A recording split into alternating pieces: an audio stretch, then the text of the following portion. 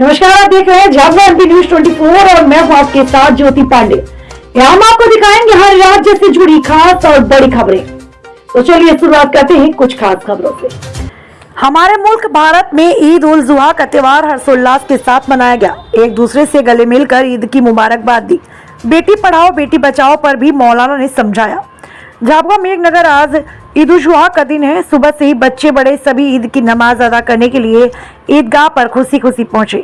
ईदगाह पर मौलाना अम्मार ने नमाज अदा करवाई व मुल्क में अमन चैन व खुशहाली की दुआ मांगी। फिर मौलाना अम्मार साहब ने खुतबा सुनाया। सभी ने खामोशी के साथ खुतबा सुकून से सुना। उसके बाद सभी ने एक दूसरे से गले मिलकर ईद की मुबारकबाद दी। मौलाना हाफिज रिजवान साहब ने ईदगाह पर अपने बयान में इब्राहिम अलैहिस्सलाम व इस्माइल अलैहिस्सलाम की कुर्बानी की तफसील बयान की। अल्लाह के हुक्म के मुताबिक इब्राहिम अलैहिस्सलाम ने इस्माइल अलैहिस्सलाम की कुर्बानी दी, पर अल्लाह की करनी थी कि वह कुर्बानी एक मेंढे पुत्र दी। अब जब भी कोई इस तरह से कुर्बानी देगा तो गोया उसे अपनी औलाद की दी हुई कुर्बानी का सवाब मिलेगा।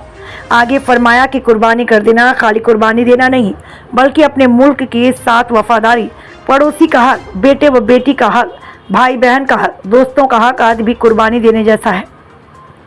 इस तरह के हक का देना भी कुर्बानी है।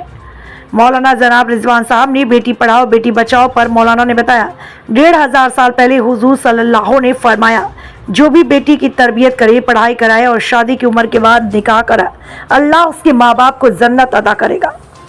इस फजीलत को देखते हुए भी बेटी पढ़ाओ बेटी बचाओ पर भी मौलाना ने समझाया। हाफिज मोहसिन पटेल साहब ने फरमाया, आलमी अरवाह में खुदा से जो वादा लिया गया उस वादा वफाई को करना ही बंदगी है। अपने बयान में फरमाया कि आलमी अरवाह में खुदा ने हमसे कहा, क्या तुम मेरी इबादत करोगे, मेरे हुक्म बजा लाओगे? तो हमने वादा किया कि जी रब्बुल आलमीन, हम तेरी ही इबादत करेंगे, तुझे को ही अपना रब मानेंगे और तेरे हुक्म को बजा लाएंगे। मौलाना ने आगे फरमाया कि हमें इत्तफाक व इत्तेहाद के साथ रहना। तुम एक जिस्म की तरह हो, जैसे जिस्म का एक जिस्म की तरह हो। जैसे जिस्म का कोई हिस्सा माफ हो जाता है तो जिस्म के सारे आजा उसके साथ दे देते हैं। ईदगाह पर जाकर दुआ मांगते हैं तो खुदा इसे बेशुमार नेमते मैसर फरमाता है।